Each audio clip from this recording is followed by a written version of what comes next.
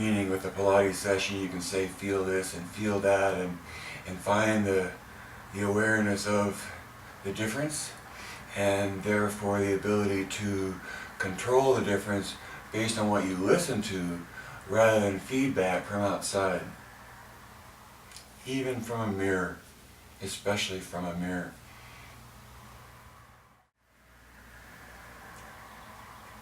You know, I fell in love with Pilates like I'm sure to some extent you did too, or you wouldn't be listening to me talking about it. But what that comprises, what does it mean when you fall in love with something? Especially an activity like Pilates, movement like Pilates. What is it about that Pilates that is so captivating and so enriching and so rewarding? Whoa.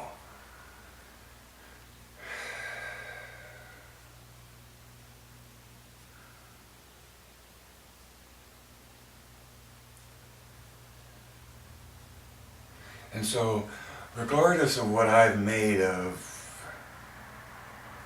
from what I've learned about Pilates, and though I've had my share of experience and participation in the tradition of Pilates all my life, which isn't long really, but it's longer than most, and not crediting length. See, it's not about how long.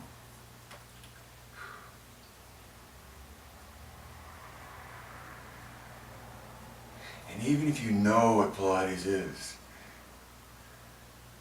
to the extent that you stifle or ignore some aspect of spirit within your participation of Pilates, and I don't mean interpretation, I'm spiritual, I've talked about that a lot, not spirit, not spiritual, but your sensation. And whether you want to keep that within the realm of thinking, and the amygdala being that primary processor that comes before the higher thought process,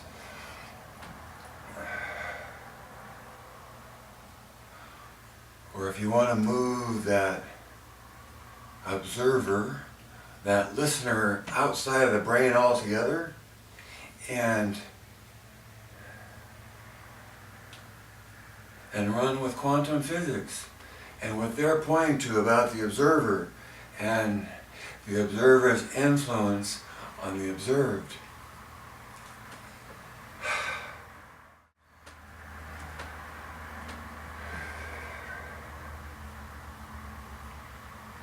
If you want a simple answer for why is Pilates what it is, it's because it absorbs you completely.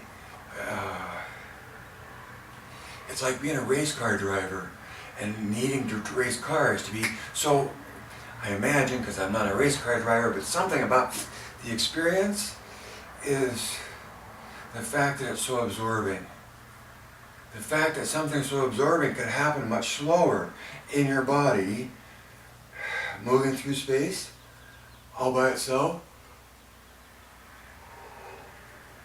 Now that's captivating.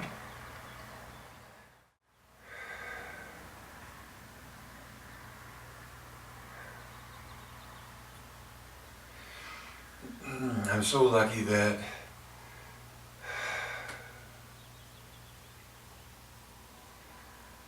I've found more peace in talking to you through this recording rather than trying to get to you personally, because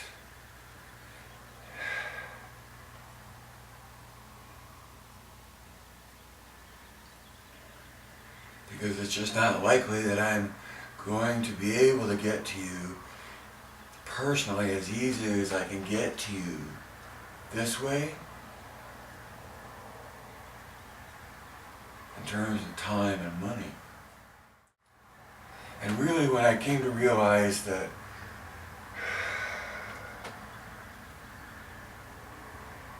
what I'm best at, or the arena that I enjoy most, is the intellectual exploration of, the philosophical exploration of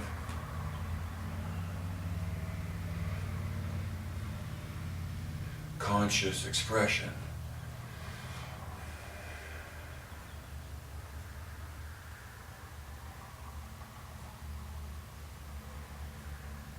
And whatever connection that has as an extension out through the organic thing we find ourselves in, and how we stay pain-free. How do we get back to pain-free if you're in pain? How do we get back to pain-free? And then how do we most efficiently, that means with the least amount of effort and the most amount of gain, how do we most efficiently stay pain-free while we're a conscious expression through a body moving through space in a gravity field where it's made up of more water than the medium it's moving through air, which makes stress on the system and the need for uniform usage top priority, main priority.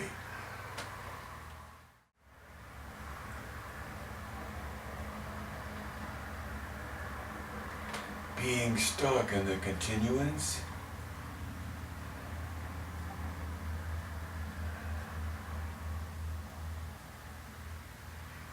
I want to be pain-free and I want to enjoy my body and I want my body to be ready to do whatever I want to do with it. And that's as far as Pilates goes, period, at the end. And the reason Pilates is this message about conditioning the body for it to be ready to respond with zest and pleasure to whatever comes up in life, whatever dance you choose.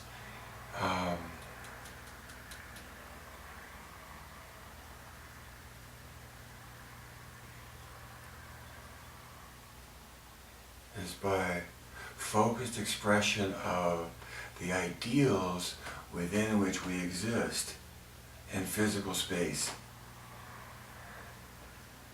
The ideal of a point, the idea of a circle, the idea of a line, the idea of a plane, the geometry of space, and